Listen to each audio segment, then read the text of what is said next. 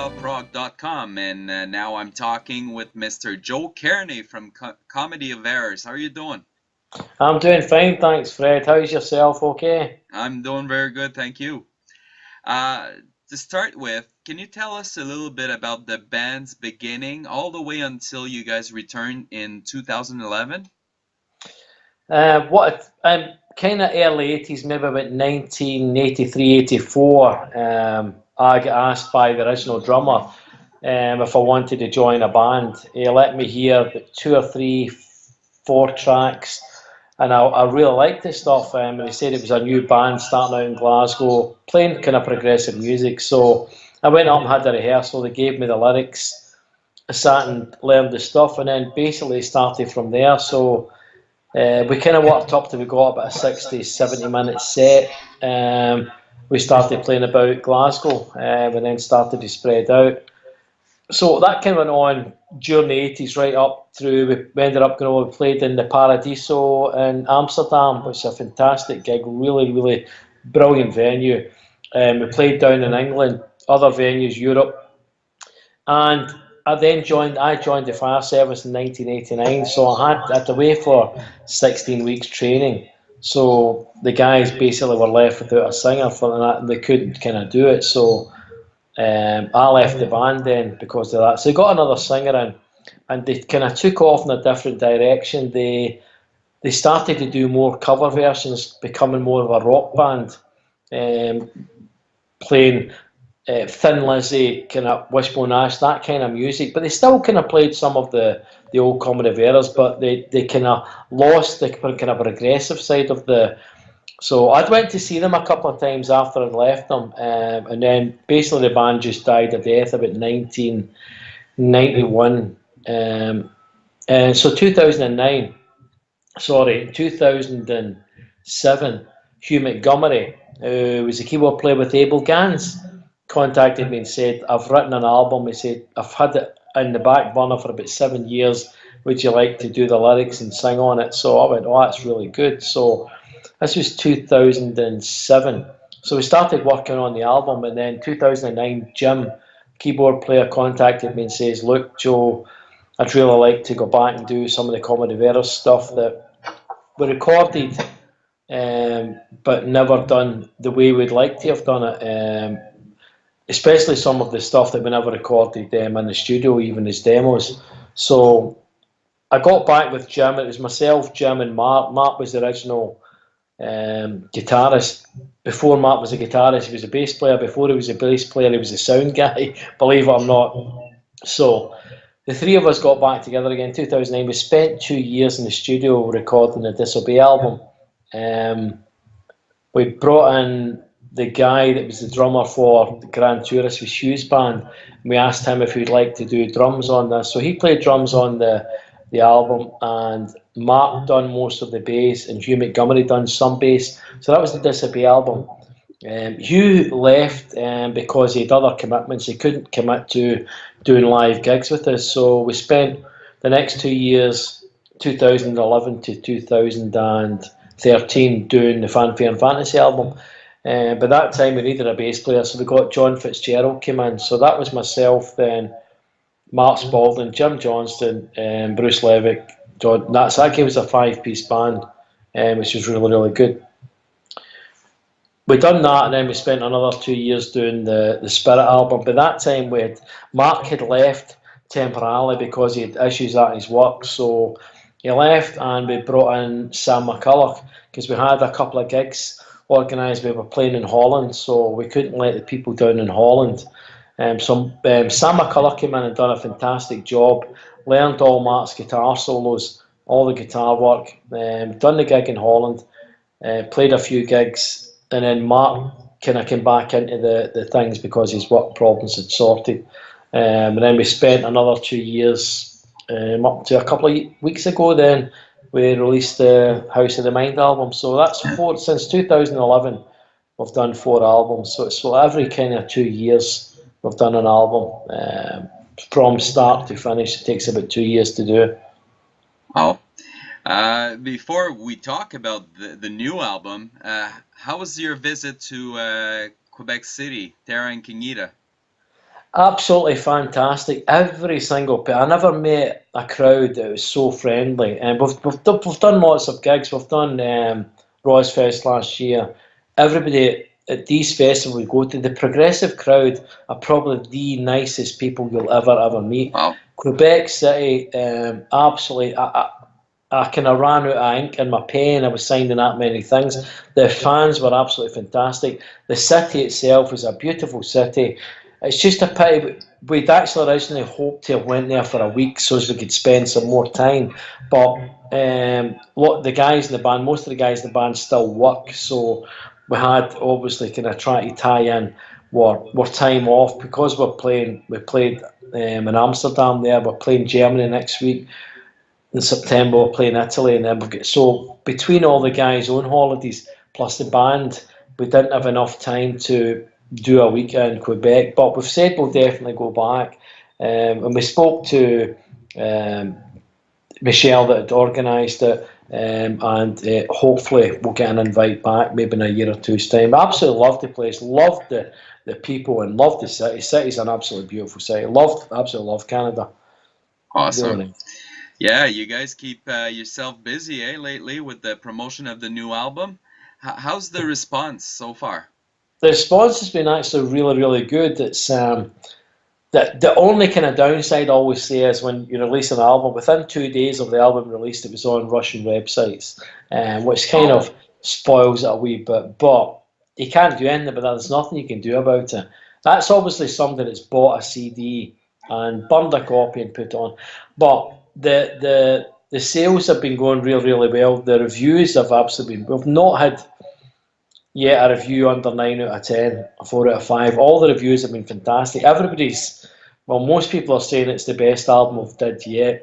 But that's a kind of personal, I always sit and say that's a personal choice.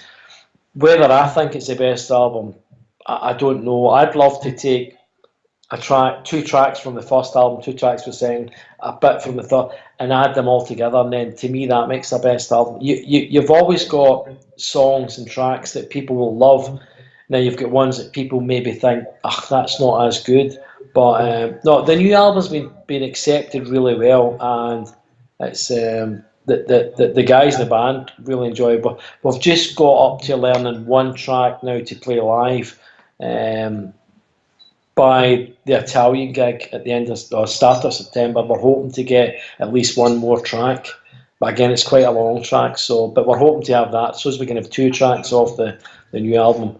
And we always like to do a couple of tracks off of each album. And obviously the old stuff that people love to come and see. That if you don't play it, you get hell. I was talking about it yesterday in rehearsal.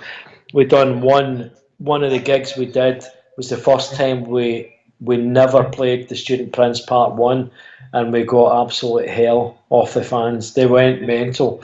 Why we came to see? Why would you? When you always ask, why would you come to see one song?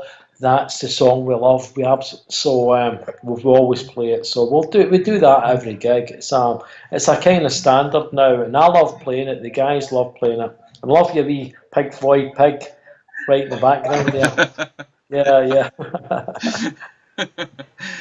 yeah. What can you tell us about this new album, House of the Mind? Like, is it a concept album? It's kind of basically the first two albums weren't concept. The last album was a concept album. It was about light and dark. It was basically about dying and then where you go at the end when you die. That was the last album, Spirit. And this album is kind of a concept, but not a kind of total concept. I can't actually think Jim's actual words. It starts off, it's to do with speed and the speed of time. The first track, Tachyon, is basically like particles that are faster than the speed of light. And the House of the Mind, basically, it's all about things in your mind. Where do you go with things? Is the things in your mind faster than? So there is a kind of concept going out there, but it's not probably the same concept album as Spirit, because that was a full concept album. And obviously the last track on the CD was Ever Be the Prize. That was one of our older tracks. That was probably what was the very first demo tape we ever did. Ever Be the Prize was on it, and I've been pestering Jim for the past 5 years. Put it on an album, put it on an album. So eventually he gave in. And we've got so much old stuff that we could probably record, because 90% of people haven't heard a lot of our old music, and some of the old music we've got is absolutely fantastic. I would love to bring out an album just of old music, and I've tried to say to Jim, why don't we go in studio, re-record lots of the old stuff, just put it out. But whether we do it or not, I don't know. Jim likes to kind of change it slightly. Ever Be the Prize was changed slightly from the original, but I know I've got at least 6, 7 tracks from the 80s I would love to put on an album, and it would give us 60 minutes worth of, just 6 or 7 tracks would give us 60 minutes worth of music. But Yeah. whether we do it or not, I don't know. Because Ever Be the Prize was written back in like 1985, was It it? was about 1985. Wow. 1985, that was right.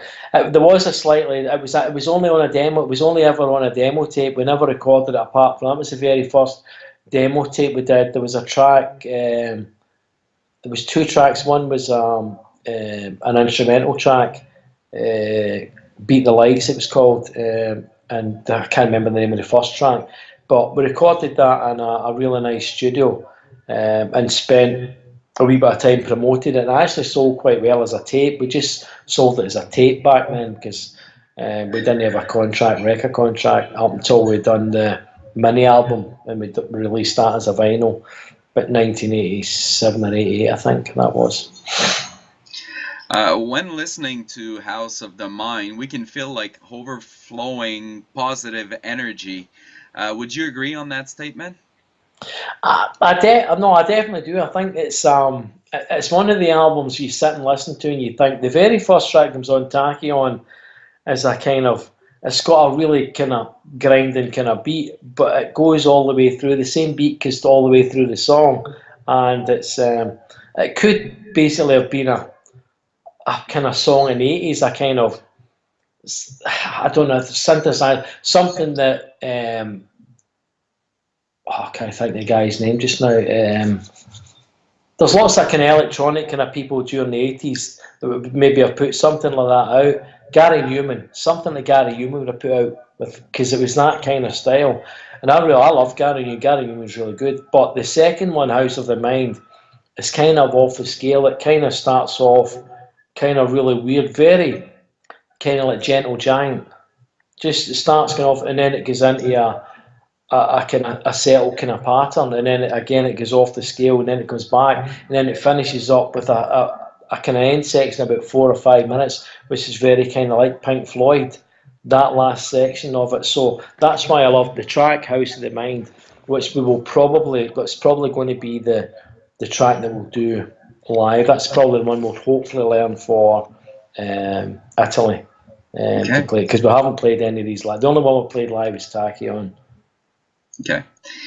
Where do you get your ideas for writing your albums? Because you always have, or seems to have, a central team on every album since Disobey. So how do you develop your ideas? Jim, the keyboard player, writes everything.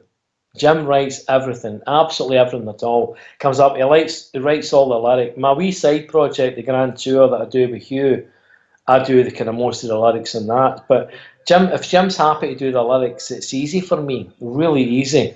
The Spirit album was quite personal, so that came from a personal side.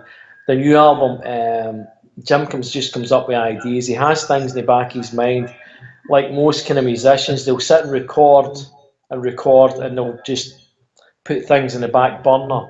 And then he'll maybe take a wee section out of something we did back in the 80s and add a wee section. Like there's a section in, I can't remember which track it is. I think it's the Jacquemus track. There's a wee track in there that came from the 80s. There's another track in the 80s. But Jim writes everything, so we really don't know what goes through his mind. He comes up with us and he'll ask us, here's what I've thought, and he'll send us stuff, and we'll either say yes or no. We don't ever kind of say no, because the stuff that he writes is really good, but whether you kind of take it on, it's kind of hard as a musician. If I'm the singer and I'll sit and think, as a live track, there's certain tracks I don't like doing live. I said that's not a live track. This is a great live track. This is a brilliant live track.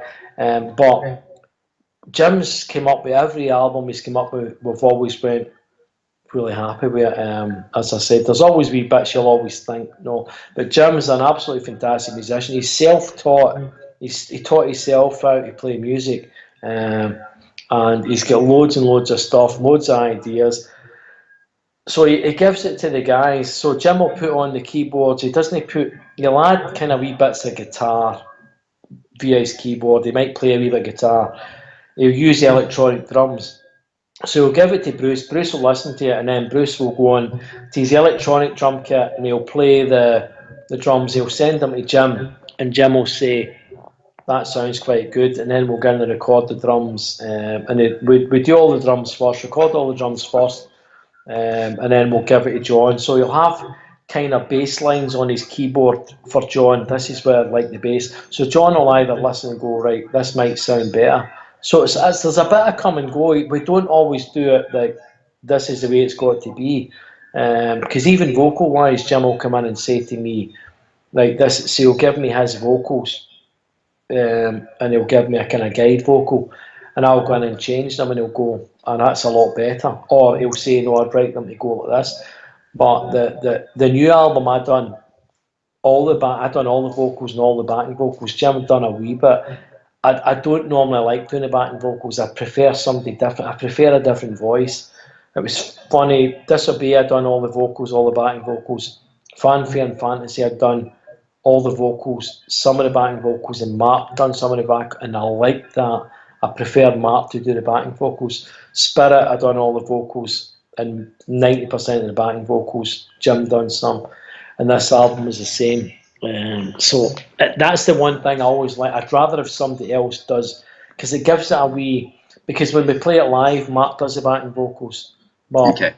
he never done them on this album. It was me. I done 95% of the backing vocals as well, and I prefer somebody else to do it. I just think it gives it a slightly different sound. I think it makes it sound better with having a different voice. Great. That's 4 albums since 2011. So that's quite a bit. Can you think you can keep on going at the same pace in the future? Nah. I've got the other guy, the Hugh Montgomery from Grand Tour. We've got another. The album's already been written. It's been written for about a year, and I've got the stuff sitting on my Pro Tools just now, and I've started writing lyrics for it. But I kept getting pulled away to do the Cognitive Error stuff. So I've said to Jim, and I says I'm not doing anything Cognitive Errors wise recording until I finish the Grand Tour album. So we'll go ahead and do the Grand Tour. Plus we've got to do the Rozfest live video we recorded last year in America. We've still to piece that together. There's a couple of wee glitches in it we need to kind of fix, but that's probably another one we actually need to do sooner rather than later. That's just over a year now we've had that. We were trying to get the album finished, so the album took preference over the DVD. So we'll probably work on a DVD just now. I could probably get into a studio in a day and finish the vocals. Any wee glitches, there was a couple of wee glitches, so I could probably fix them in about a day, and the rest of the stuff is near enough done. It's just a case of piecing the camera work together, and then sending it down to Rob Aubrey, who does our sound, and get him to do the sound, and then hopefully we'll have a DVD by the end of this year, maybe early next year, hopefully. Nice.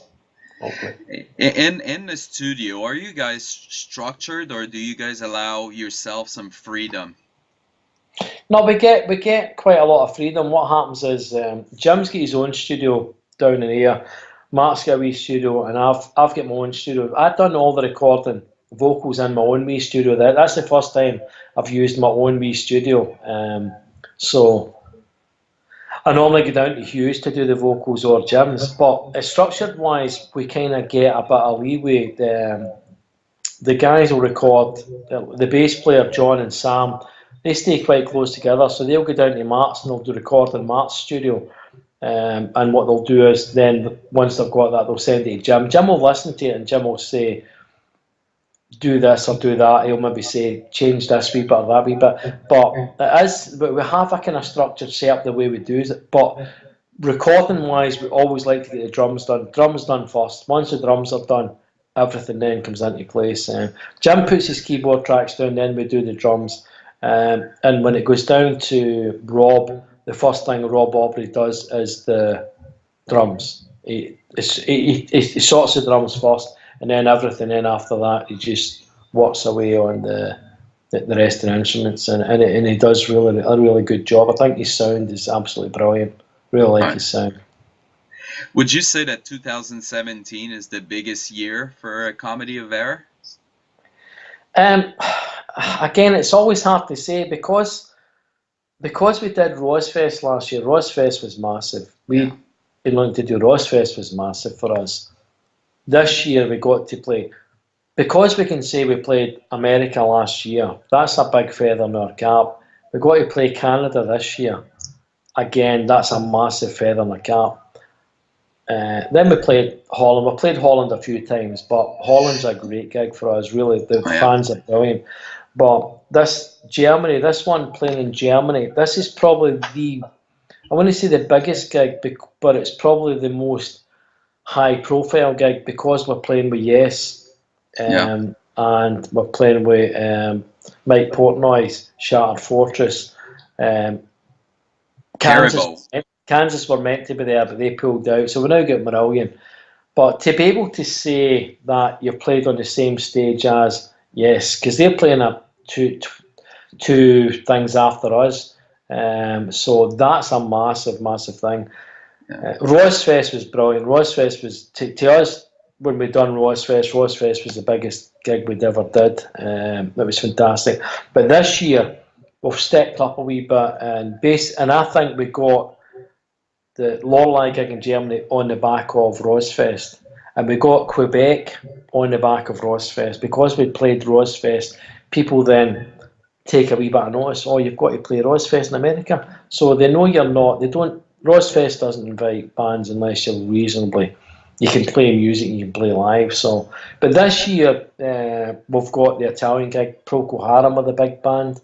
There's a couple other big bands. We've got Glass Hammer playing as well, who we saw in Quebec. Were brilliant. Absolutely love Glass Hammer. Really big great time, band. So we're going to meet up with them in September and have a few drinks with Glass Hammer.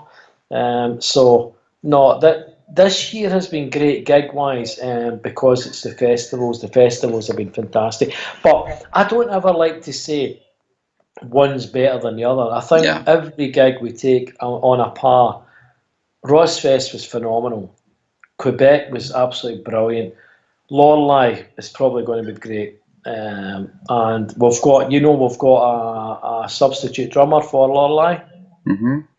Yeah, because Bruce can't make it. He had kind of family issues, so Bruce couldn't make it. So we've got Colin Fraser from Palace playing drums with us. So we rehearsed yesterday for the first time. That's the first time, and we ran through the set. Absolutely brilliant.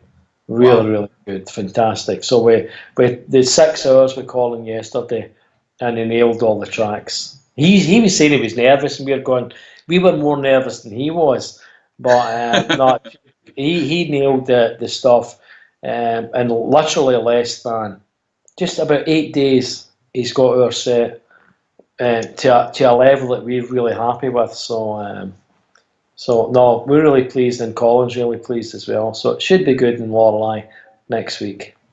Well, we're near the end of the interview, but at Profile, we like to ask a few questions that only require one-word answers. Yeah. Yeah, you ready? Yeah.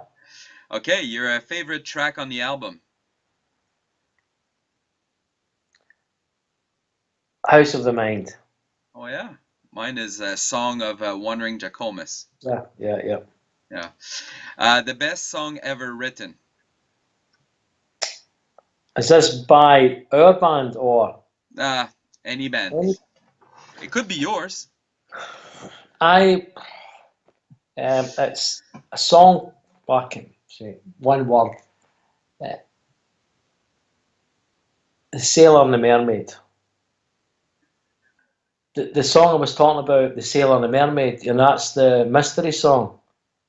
And I'm releasing that this year as a charity single. Just to, I Oh, know it's going to one. I'm releasing it as a charity. I actually contacted Michelle to ask him was it okay to use it. I spoke to him 2 years ago and asked him was it okay to use it. So I'm using it as a charity single for the fire service. So it's recorded, done. I just need to get it mixed, and I'll probably release it either no October or November. But that's a mystery track. That's my favourite track of all time, The Sailor and the Mermaid. wow, It's more unreal, than, eh? yeah, I love it. I absolutely love that track. My favourite track of all time, yeah. You must be quite happy about that. I absolutely love it. I mean, it's a track. When the first time I heard the track, I had to put it back on again. I went, and then I put it back on again. And it's one of the tracks you sit and think, when I die, that's going to be the song that Oh I'm going yeah. to use. So I contacted Michel St. Pierre. I asked him via kind of messenger. Actually, I did the email address. And I asked him, and he went, "That's fine." So I met him at Summer's End 2 years ago, and I said to him, "Look, I'm trying to get different people because I've got different artists. It's not just myself. I've got different artists doing the track." And I said to him, "Would it be okay? Are you still okay?" Yep. So I sent him a message. "Are you okay for me to do it?" "That's fine." So I put a wee post up 2 months ago saying that the stuff's recorded. It's just getting in the final stages. But I'm going to wait till October, November, because I can advertise it through the fire service and through Facebook, etc. And hopefully that will get enough people that will. It's just it's a one track. It's about 6 minute track, and it'll be 99. And every single penny will go to the fire service charity fund. But I love the track. I love the track, and it's sounding really, really good. The guys that done the the musicians. I've got a guy from the band Tellergy. You heard the band Tellergy? Okay. He's good, the guy that does it. He's good friends with Kansas. He's massive friends with the guys in Kansas. He said the guys in Kansas playing on his records. So I got him. He's doing guitar, acoustic guitar, violin.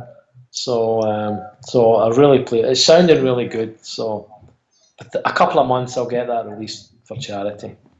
That's a All wee right. side project. Well, yeah, Mystery is a great band. Love it. Yeah, love them. Yeah. Love them. One song you love but would not tell anyone but us. Um, Vienna, Oh, okay. Ultravox. Um, Peter Gabriel or John Anderson? Peter Gabriel, but only when he was with Genesis. I'm not a big fan of Peter Gabriel's solo music. Peter Gabriel. Okay. The last album you've listened to? Um, it's a Jan Shellhouse. A blue dot. It's on a blue dot. He played keyboards with Camel. Okay. Jan Shellhouse, something on a blue dot. He used to play keyboards, and Andy Latimer from Camel plays guitar on it. It's a really, really nice album. Very, very like. I'll try to think the name of the guy. It's like Alan Parsons Project. Very Okay. like Yeah. Alan Parsons Project. The first album you've purchased when you were a kid or when you were young? Sparks Sparks. Propaganda. The first poster that got hanging onto your wall? Pink Floyd. From Wish You Were Here. The one with the pyramids. Oh, It was okay. either from Dark Side of the Moon or Wish. I can't remember Wish You Were Here. That was my first poster. Your favorite movie? Shawshank Redemption. Oh, nice. Very nice. And the last one, the one festival you wish you would be invited to play again or for the first time?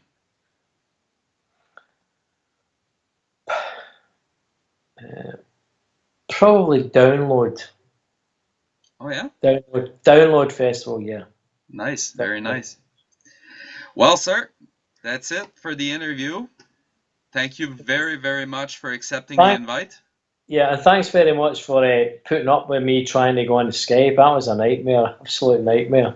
Congratulations on the brand new album, House of the Mind. Wish Thank you you. the best of luck, and hope to see you again in Quebec City real soon. Yeah, we'd love to do that. If we get an invite, we'll be back. No time at all. Absolutely no time. Look, Awesome. thanks very much for your time. Appreciate that. Great. Thank you very much, sir. Yes, thank you. Cheers. Thanks. Cheers.